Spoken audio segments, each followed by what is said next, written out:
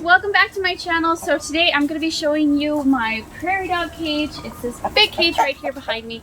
So I'm super excited to show you guys more around the cage. This is home to two of my prairie dogs, Pepper and Theodore. Before we get into today's video, be sure to hit that subscribe button down below so that you never miss out on these awesome animal videos. So the cage is actually a used water trough. This trough is about almost 3 feet, 2.5 feet high, and it gives them this whole area to dig. So this whole entire thing is filled with dirt. The size of this cage actually has a 6-foot diameter, so it's a pretty good sized cage for two prairie dogs. I prefer to house my prairie dogs outside because this gives them a natural environment.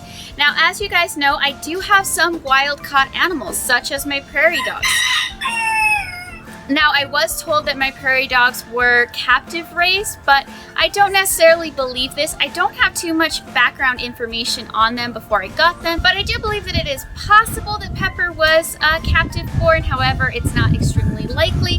However, Theodore, I do really think that he was wild caught. What happens is these prairie dogs are actually round up and caught and sold off as pets because they want to kill off the whole prairie dog town. I don't exactly think it's ideal, but I think it's better that these animals were sold off as pets and eventually ended up with me rather than getting killed. And I'm able to provide them this home where they're able to exhibit their natural behaviors. So this gives them the opportunity to be able to dig their tunnels and their homes. They're outside year round. The prairie dogs actually hibernate during winter. So they'll hibernate in about November and wake up sometime in February, I think, is usually when they wake up. It kind of depends on how cold it is and when the last frost is and all of that, but usually they'll start waking up sometime in February. Our winters are usually over by February. This cage was custom built by my husband Jaime. So like I was saying, it was a used water trough,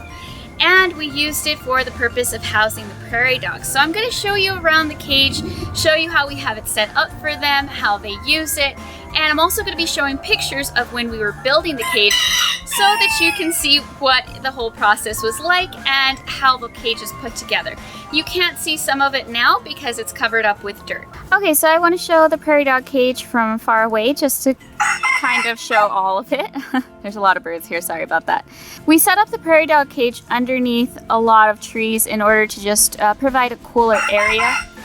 It is very, very hot here. It's probably about over 100 degrees today. So this gives them a cool area. Of course, these animals are used to pretty hot temperatures. If they are wild caught, I don't know what area they would have been from, but I expect that it'd probably be somewhat further south, so they're already used to hot temperatures. But still, this is a lot better, I think, than being directly in the sun, which they would naturally be. They still are able to get sunlight during certain times of the day, but they're not in direct sunlight during the very hot parts of the day. Now, the top of the prairie dog cage is actually open. I was somewhat concerned with this when we first built the cage because I wasn't exactly sure if this would work when it would rain. The cage does actually have drains down at the bottom so that their area isn't supposed to fill up with water. However, over time we were able to see that there was no issues in regards to the rainwater. It did not have any effect on the prairie dogs, their tunnels, or just their house in general.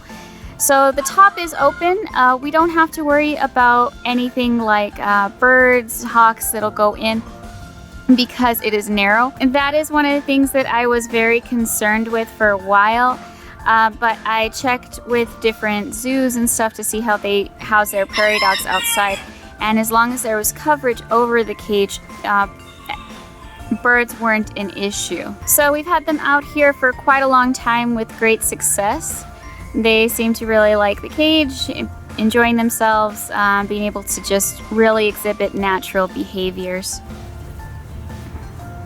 It gives them plenty of room to be able to dig out their homes and make tunnels and just be able to be natural little animals in a place that's really safe for them.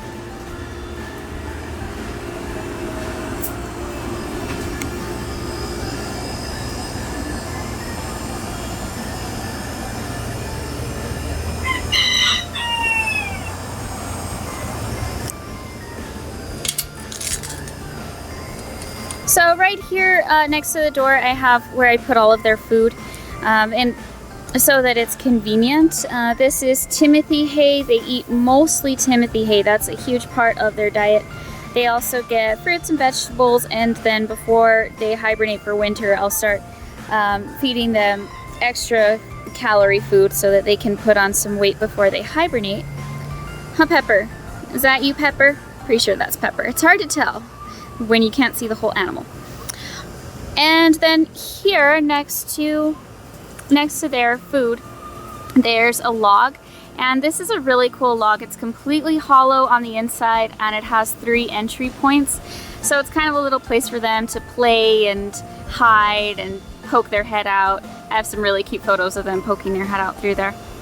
And on that I will stack branches, and I'll stack just different branches when we're trimming trees or something like that are cottonwoods or pine trees, and they chew on them and they'll actually eat all the leaves off of them, so it gives them some environmental enrichment. So they get to...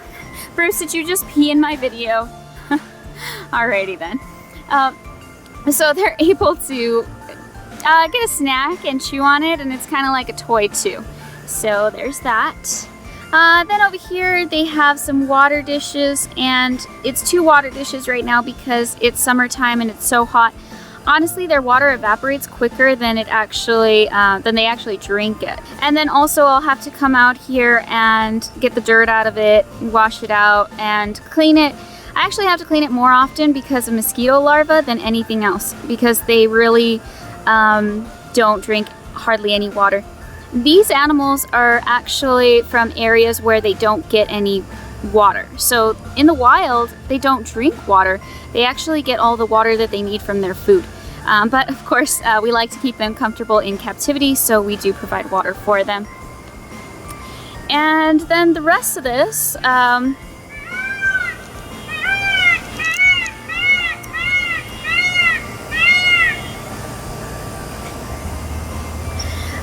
then underneath all of this that you're seeing is some sort of elaborate tunnel that we may never know much about. So they do have 3 entry points into their home. They have an entry right there, an entry right there where she has kept poking her head at us, and back there behind the rock, if you go around the stump, there's another entry point to their house.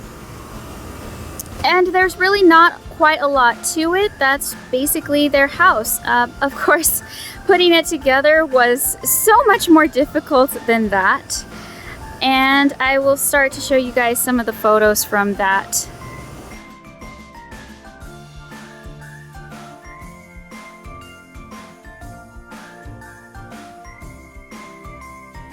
And that's their cage. So thank you guys so much for watching today's video. I hope you enjoyed getting to see my prairie dog's cage and getting to learn more about where Pepper and Theodore live. I know it's been a long time since I've made a prairie dog video, so I'm sorry about that. I'll try to make those videos more frequently. If you want to let me know down below in the comments what type of information you want to know about prairie dogs and all of that, I will try to make you guys some more videos about prairie dogs. And until then, I'll see you guys next time.